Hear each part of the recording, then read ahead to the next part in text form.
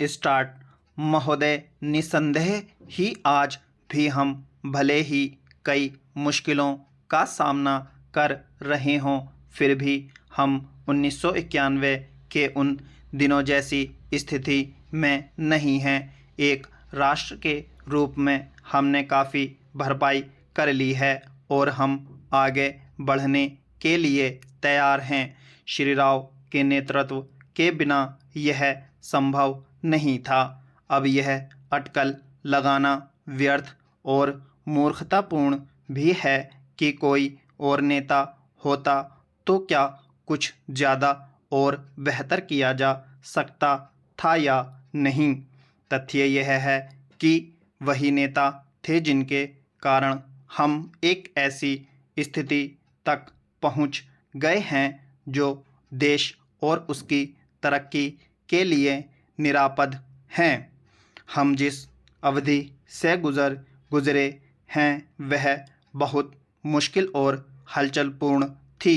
Soviet संघ के पतन और विघटन से हमारी जो कुछ भी अंतर्राष्ट्रीय स्थिति थी उसका आधार ही खत्म हो गया।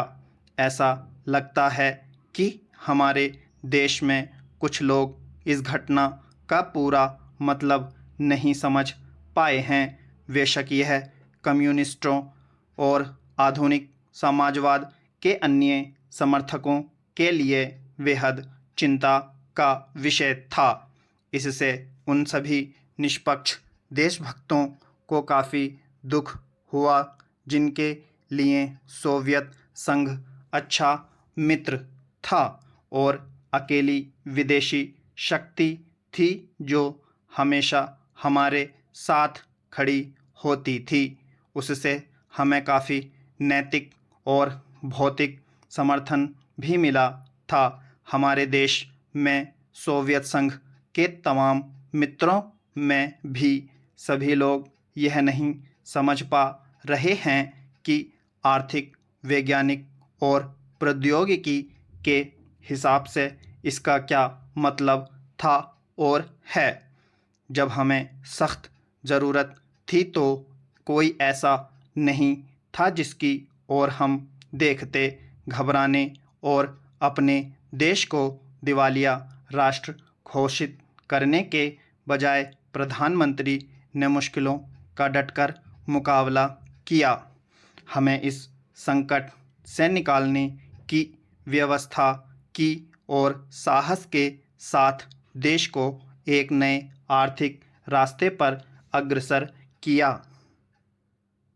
कांग्रेस ने अपने चुनाव घोषणा पत्र में इसकी मोटी रूपरेखा न बना ली होती तो बेशक यह संभव न हो पाता।